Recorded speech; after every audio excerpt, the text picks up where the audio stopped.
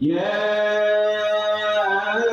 أيها الذين آمنوا صلوا عليه وسلموا تسليما. اللهم صل على سيدنا مولانا محمد وعلى آل سيدنا مولانا محمد حبيبنا وشفيعنا سيدنا مولانا محمد وعلى آل سيدنا مولانا محمد। ওই ভ্রমর তুই কি প্রথম চুমেছি নবীর কদম। ওরে ভ্রমর তুই কি প্রথম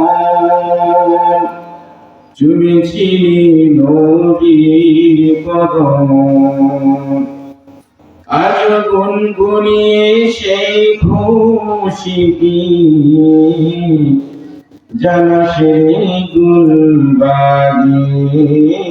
আল্লাহুম্মা সাল্লি আলা সাইয়্যিদিনা মাওলানা মুহাম্মদ ওয়া আলা আলি সাইয়্যিদিনা مولانا محمد حبيبنا وشفيعنا سيدنا مولانا محمد وعلى آل سيدنا مولانا محمد بلغ العلا بكماله كشف الدجى بجماله حسنت جميع خصاله صلوا عليه وآله بلغ العلا بكماله كشف الدجى بجماله حسنت جميع خصاله صلوا عليه وآله اللهم آمين. ربنا ظلمنا أنفسنا وإن لم تغفر لنا وترحمنا لنكونن من الخاسرين. ربنا آتنا في الدنيا حسنة وفي الآخرة حسنة وقنا عذاب النار وقنا عذاب القبور وقنا عذاب الحشر وقنا عذاب الميزان وقنا عذاب الصراط وقنا عذاب سكرات الموت. رب العالمين আল্লাহ তোমার মহরম ইনশাআল্লাহ জামাতে সাজাদে করি আল্লাহ তাফসীরুল কুরআন মাহফিলে রব্বুল আলামিন বসে তোমার হাবিবের শানে দরুদ ও সালাম পেশ করেছি। রব্বুল আলামিন মেহেরবানি করে সওয়াবগুলো আল্লাহ কোটি কোটি গুণ বৃদ্ধি করে দিয়ে জনাব মুহাম্মদুর রাসূলুল্লাহ সাল্লাল্লাহু আলাইহি ওয়াসাল্লামের পাক রওজা মুবারকে পৌঁছিয়ে দাও। সমস্ত আম্বিয়া কিরাম সাহাবা আজমাইন তাবিঈন তাবিঈন মুজতাহিদিন তথা ইসলামী কাজ পর্যন্ত যতগুলি মুমিন মুমিনাত মুসলিমিন মুসলিমাত ইলাহি রব্বুল আলামিন সকলের আল্লাহ পাকের কাছে সওয়াব পৌঁছিয়ে দাও। রব্বুল আলামিন খাস করে এই অঞ্চলে যত মুরব্বিয়ানে কেরাম আল্লাহ দুনিয়া থেকে বিদায় নিয়ে অন্ধকার কবরবাসী হয়েছেন রব্বুল আলামিন মাহফিলকে তাফসীরুল কুরআন মাহফিল ওসিলা করে আল্লাহ তাদের সকলকে তুমি maaf করে দাও। আল্লাহ কবরগুলিকে দিয়াতুন জান্নাতে পরিণত করে দাও, প্রশস্ত করে দাও। রব্বুল আলামিন শাবান মাসের শেষ জুমাকে আল্লাহ রমজান মাসের পূর্ববর্তী জুমার দিন গত হয়ে গেল। রব্বুল আলামিন দোয়া কবুলের সময় তোমার দরবারে হাত তুলেছি, মেহেরবানি করে আল্লাহ যারা অক্লান্ত পরিশ্রম করে আজকের এই মাহফিলকে আল্লাহ রব্বুল আলামিন বিভিন্ন ভাবে সহযোগিতা দিয়ে আয় রব্বুল আলামিন আয় আল্লাহ কথা দিয়ে অর্থ দিয়ে বিভিন্ন ভাবে সহযোগিতা করে আয় আল্লাহ যুবক ছেলেরা আজকে অক্লান্ত পরিশ্রমের মাধ্যমে আয় আল্লাহ আজকে তাফসীরুল কোরআন মাহফিল আল্লাহ যে আঞ্জাম করেছে মাওলা, এবং যারা শোনার জন্য এসেছে রব্বুল আলামিন সকলের জন্য কিয়ামতের ওই কঠিন মুসিবতের দিনে যেই দিন জিহ্বাটা ঝুলে আবিস্তর পর্যন্ত হয়ে যাবে আর মাথার মগজগুলি গলে গলে পড়তে লাগবে, ওই কিয়ামতের কঠিন মুসিবতের দিনে এই তাফসীরুল কোরআন মাহফিলকে আল্লাহ আমাদের সকলের জন্য নাজাতের জরিয়া বানায় দিও আল্লাহ রব্বুল আলামিন। হাজী সাহেবদের নিয়ে আল্লাহ শিশু কচিকাতা মাসুম বান্দাদের নিয়ে তোমার মুরব্বিয়ায়ে কেরাম বান্দাদের নিয়ে হাত তুলেছি রব্বুল আলামিন। যার হাতকে পছন্দ করে তার হাতে রসিলাকে আমাদের সকলের আল্লাহ তুমি কবুল আর মঞ্জুর করে নাও রব্বুল আলামিন। সকলের গুনাহ খাতাগুলি মাফ করে দাও। মা বলে হাত তুলেছে মাওলা, কার কি নেক বাসনা আল্লাহ সকলের নেক বাসনাগুলি আল্লাহ কুদরতি নিজাম দ্বারা তুমি পূরণ করে দাও। رب ارحمهما كما ربياني صغيرا رب ارحمهما كما ربياني صغيرا رب العالمين আমাদের সকলের গুনাহ খাতাগুলি maaf করে দাও। আয় আল্লাহ এই মাহফিল জান্নাতের বাগান, যারা রাস্তায় আছি, দোকানে আছি, বাসা বাড়িতে আছি, মনে করতেছি যাচ্ছি এরকম করতেছি, আয় আল্লাহ সকলকে তুমি এই মাহফিলে তাফসীরুল কোরআন মাহফিলে জান্নাতের বাগানে আল্লাহ তুমি এসে বসার আয় আল্লাহ তুমি সুযোগ করে দাও। সুবহান রাব্বিকা রাব্বিল ইজ্জাতি আম্মা ইয়াসিফুন ওয়া সালামুন আলাল মুরসালিন ওয়ালহামদুলিল্লাহি রাব্বিল আলামিন। ওয়াজআল আখিরা কালামিনা বিল মাউতি লা ইলাহা ইল্লাল্লাহু মুহাম্মাদুর রাসূলুল্লাহ।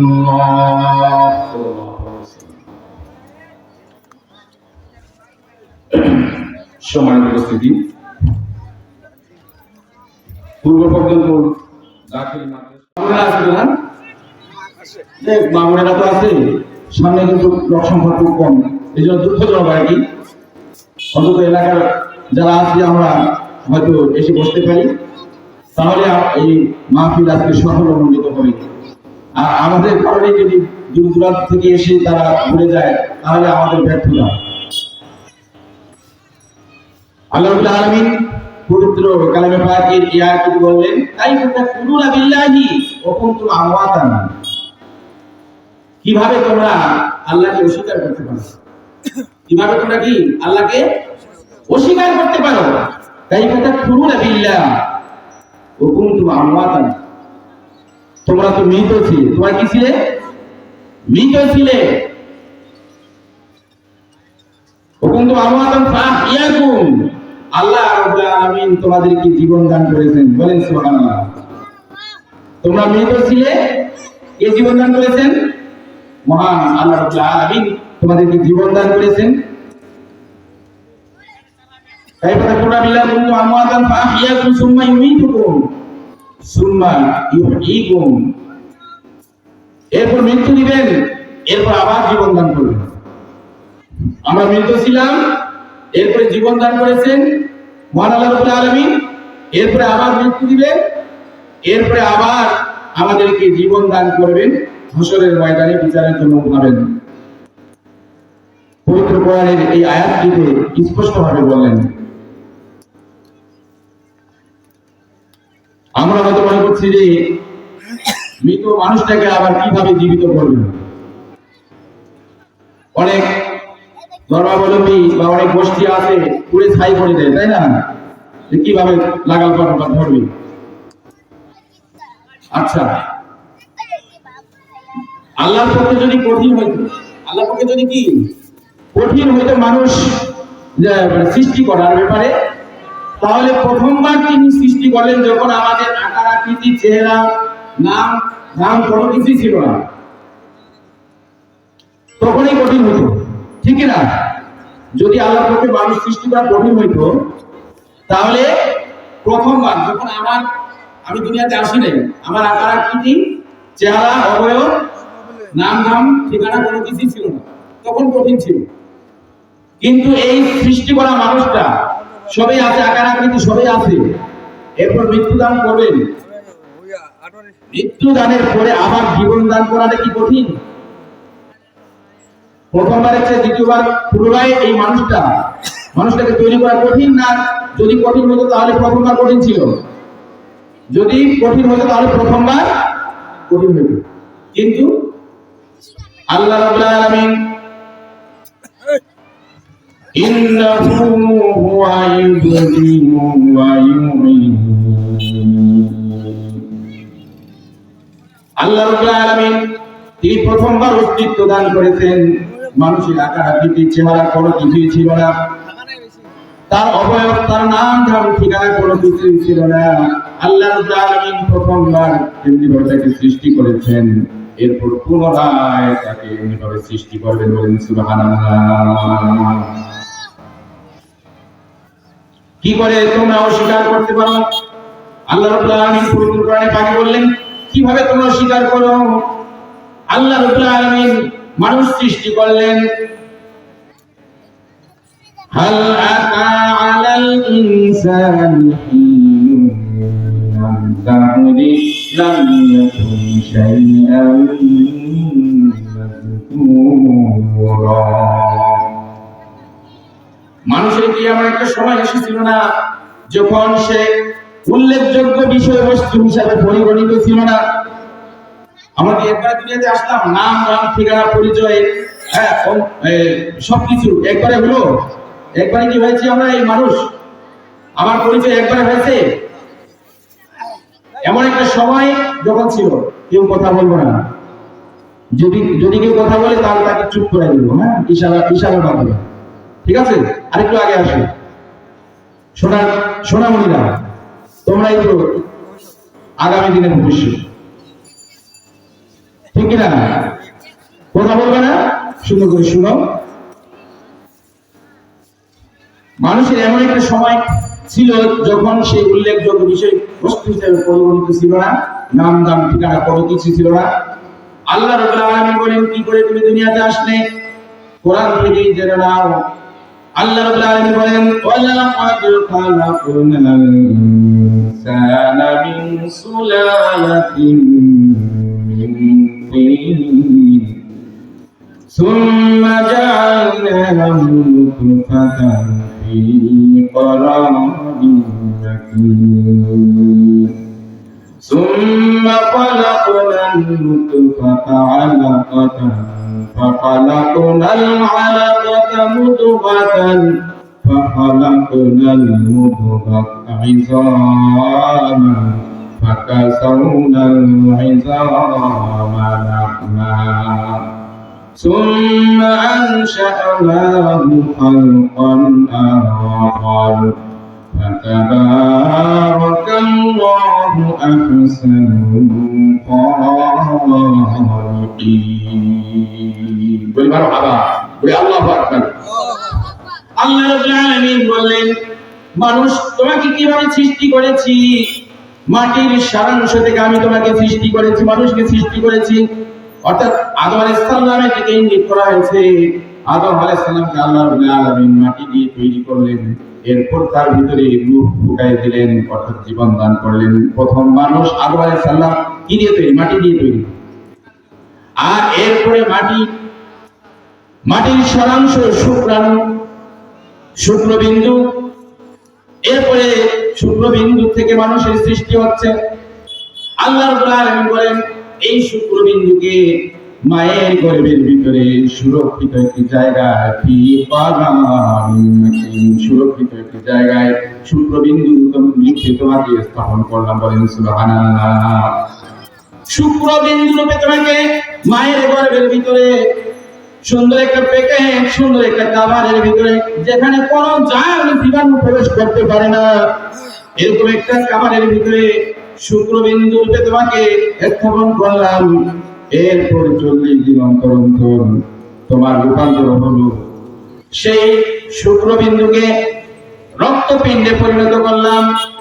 ثم خلقنا النطفة علقة فخلقنا العلقة مضغة فخلقنا المضغة عظاما শুক্রবিন্দুকে রক্তপিণ্ডে পরিণত করলাম, এরপর রক্তপিণ্ডকে মাংসপিণ্ডে পরিণত করলাম, এরপর মাংসপিণ্ড থেকে হাড় গোড় জোড়া ইত্যাদি দিয়ে এরপরে চামড়া দিয়ে মাংস দিয়ে চামড়া দিয়ে ছাউনি দিয়ে সুন্দর করে তোমাকে বানালাম। সুন্দর করে মায়ের গর্ভের ভিতরে 40 দিন অন্তর অন্তর তোমাকে মায়ের গর্ভের ভিতরে আমি তৈরি করলাম। বলেন সুবহানাল্লাহ। তিনি এমন রব, তিনি এমন প্রভু, তিনি আমাদের রব। আর এই জন্য সূরা ফাতিহার শুরুতেই বলা হয়েছে আলহামদুলিল্লাহি রাব্বিল আলামিন। সমস্ত প্রশংসা বিশ্ব জগতের প্রতিপালক আল্লাহ রাব্বুল আলামিনের জন্য। সমস্ত প্রশংসা কার জন্য? আল্লাহর জন্য। বিশ্ব জগতের প্রতিপালক তিনি, আমার আপনার প্রতিপালক তিনি। অর্থাৎ রব হলেন তিনি যিনি যখন যাকে যতটুকু প্রয়োজন, যখন যাকে যতটুকু প্রয়োজন তখন তাকে ততটুকু চাইবার আগেই, আবেদন নিবেদন করার আগেই যিনি দিয়ে দেন তিনি হলেন রব, তিনি হলেন প্রতিপালনকারী। আল্লাহ রাব্বুল আলামিন দেখেন মায়ের গর্ভের ভিতরে কি করে যখন 40 দিন অন্তর অন্তর রূপান্তর হলো আমাদের হাত পা চোখ নাসিকা সমস্ত কিছু আল্লাহ রাব্বুল আলামিন 40 দিন অন্তর অন্তর যখন তৈরি করলেন, এরপরে যখন আল্লাহ রাব্বুল আলামিন রূহ দিয়ে দিলেন, অর্থাৎ জীবন আসলো, প্রাণ আসলো, খাবারের প্রয়োজন হলো, খাবারের প্রয়োজন হলো। আল্লাহ রাব্বুল আলামিন বলেন দুনিয়ার কোন চিকিৎসা বিজ্ঞানী, দুনিয়ার কোন ডাক্তার মায়ের গর্ভের ভিতরে খাবারের বন্দোবস্ত করতে পারে না।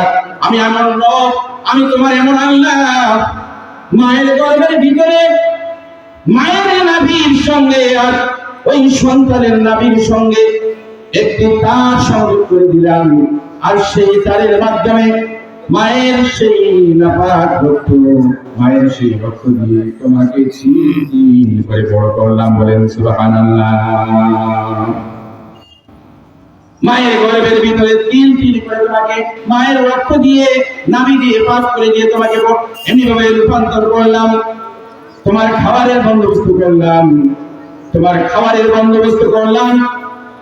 আমরা কি সেখানে আবেদন নিবেদন করে রেখেছিলাম নাকি যে মায়ের গর্ভের ভিতরে যখন আমার রূহ আসবে তখন খাবারের বন্দোবস্ত যেন করে দেওয়া হয়?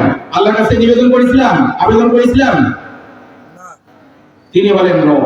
তিনি কি এমন রব যিনি চাইবার আগে বান্দা যখন যেটা যেভাবে যতটুকু প্রয়োজন তখন সেটা সেভাবে ততটুকু আবেদন নিবেদন করার আগেই যিনি দেন তিনি হলেন রব। আল্লাহ রাব্বুল আলামিন এভাবে রক্তটা পাস করে দিয়ে নাভি দিয়ে পাস করে দিয়ে এমনি ভাবে আমাদের খাবারের বন্দোবস্ত করলেন, নাভি দিয়ে পাস করলেন, মুখটাকে পবিত্র রাখলেন। এই জন্য আল্লাহ রাব্বুল আলামিন বলেন দুনিয়াতে আসার পরে আমার এই বানানো পবিত্র মুখখানা দিয়া আমি আল্লাহর নামে জিকির করবে। আমি আল্লাহর নামে কি করবে?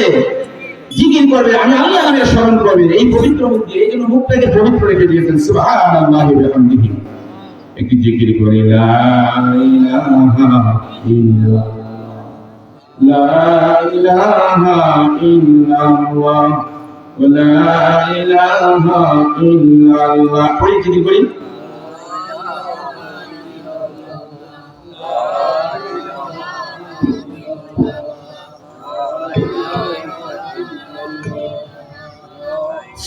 সুবহানাল্লাহ, আলহামদুলিল্লাহ, লা ইলাহা ওয়া লা ইলাহা ইল্লাল্লাহ, লা ইলাহা ইল্লাল্লাহ। আসমানে যে আল্লাহ, জমিনে সে আল্লাহ, কবরেতে যে আল্লাহ, বিছানাতে সে আল্লাহ, লা ইলাহা ইল্লাল্লাহ, লা ইলাহা ইল্লাল্লাহ, লা ইলাহা ইল্লাল্লাহ, লা ইলাহা ইল্লাল্লাহ লা ইলাহা ইল্লাল্লাহ মুহাম্মাদুর রাসূলুল্লাহ সাল্লাল্লাহু আলাইহি ওয়াসাল্লাম। আল্লাহ রাব্বুল আলামিন এইভাবে মায়ের গর্ভের ভিতরে আমাদের খাবারের বন্দোবস্ত করলেন। আমরা মায়ের গর্ভের ভিতরে 40 দিন অন্তর অন্তর এভাবে রূপান্তর হতে লাগলো। মায়ের কষ্ট অনেক বেশি। মা গর্ভে ধারণ করেন এই সন্তান, মা এভাবে গর্ভে ধারণ করে কাজ করেন, দিনের কাজ করেন, রাতে কাজ করেন, খাবারের বন্দোবস্ত করেন, রান্না বান্না করেন। মা একটা মানুষ, আর পেটের ভিতরে এমনিভাবে সন্তান নিয়ে চলাফেরা করেন, এমনিভাবে খাবার তৈরি করেন, সকলকে খাওয়ান, পিতা মাতাকে খাওয়ান, শ্বশুর শাশুড়িকে খাওয়ান, সন্তান আদিদের খাওয়ান, পরিবারের সদস্যদের সকলকে খাওয়ানোর পর সব শেষে মা খেতে যান। কি সব শেষে যান না? মা এমন মানুষ, সবাইকে খাওয়ায় তারপরে সব শেষে খেতে যান। ক্ষুধা পেটে ক্ষুধা নিয়ে মা যখন খেতে বসলেন, সন্তান পেটের ভিতরে হাঁটু দিয়ে পা দিয়ে লাথি মেরেছে, মায়ের আঘাত পেয়ে এমনিভাবে পেন শুরু হয়েছে, ব্যথা বেদনা শুরু হয়ে গেছে। পেটে ক্ষুধা আছে কিন্তু মা খেতে পারলেন না। খাবারের প্লেটটা এমনিভাবে ছেড়ে দিয়ে মা একবার দাঁড়ালেন, আরেকবার বসলেন, আরেকবার দাঁড়ালেন, আরেকবার বসলেন। ক্ষুধা আছে পেটে কিন্তু মা পেট ভরে খেতে পারলেন না। খাবারের প্লেট ছেড়ে দিয়ে এমনিভাবে মা ব্যথার যন্ত্রণায় এমনিভাবে কাঁদতেন। আল্লাহ রাব্বুল আলামিন বলেন, মা যে এমনিভাবে সন্তান গর্ভে ধারণ করার কারণে বহুদিন, অনেক দিন, এভাবে 10 মাস 9 মাস ধরে মা যে পেট ভরে খেতে পারেন না, ভালোভাবে খেতে পারেন না। এই জন্য আল্লাহ রাব্বুল আলামিন বলেন, মা 10 মাস ধরে নফল রোজা রাখলে পর্যন্ত সওয়াব হতো, মায়ের আমল নামায় সেই সওয়াব আমি লিখে দিই। বলেন সুবহানাল্লাহ। মায়ের কত কষ্ট। মা এমনিভাবে গর্ভ ধারণ করে সন্তান ভূমিষ্ঠ হওয়ার যখন সময় আসে, সন্তান যখন ডেলিভারি হবে, মায়ের মন আরো বিমর্ষ হয়ে যায়, খেতে পারে না, মায়ের মুখ শুকিয়ে যায়।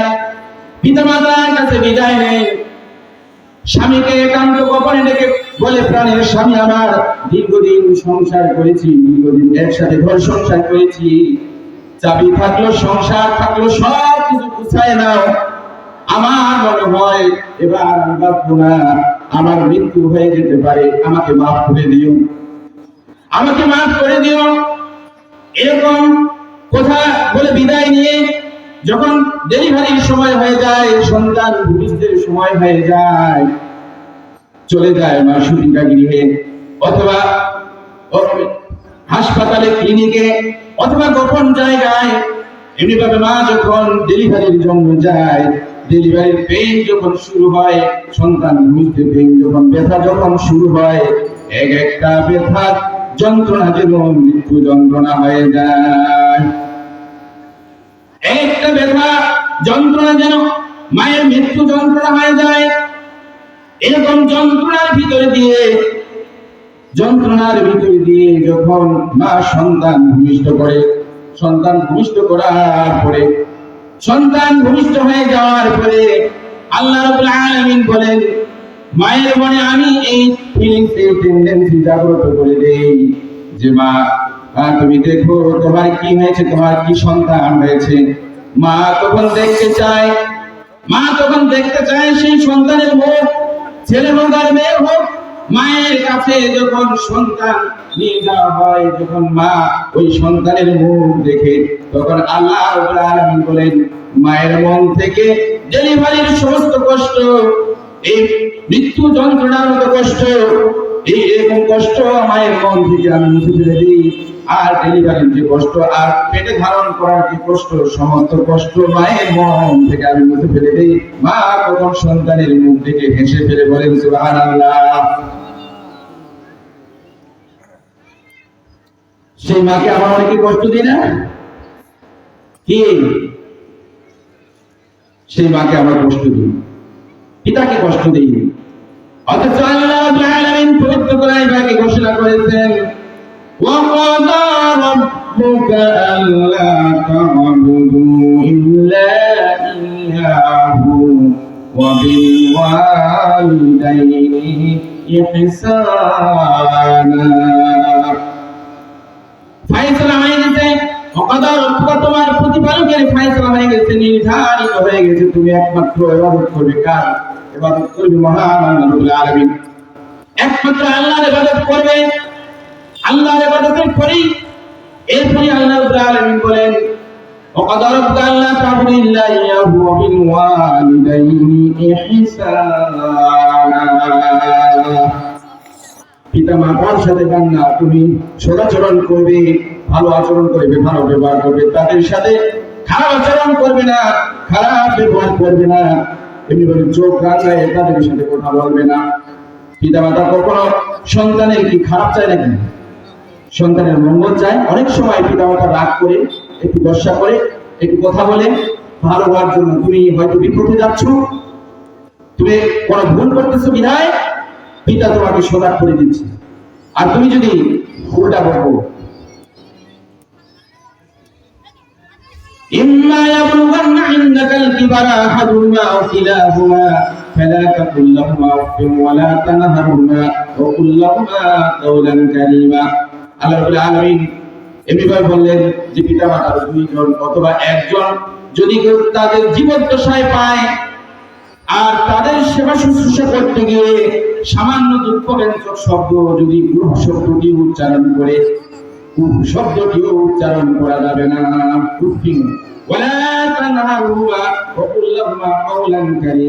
আর তাদের সাথে এমনিভাবে ধমকের সঙ্গে কথা বলা যাবে না, বরং তাদের সাথে নরম নরম ভাষায়, সুন্দর ভাষায় তাদের সাথে কথা বলতে হবে। দ্বিতীয় অবস্থা, বক্তার আগমন, শুভেচ্ছায় স্বাগতম। দ্বিতীয় বক্তার আগমন, শুভেচ্ছায় স্বাগতম। তো আমার সংক্ষিপ্ত বক্তব্য আমি এখানে শেষ করছি।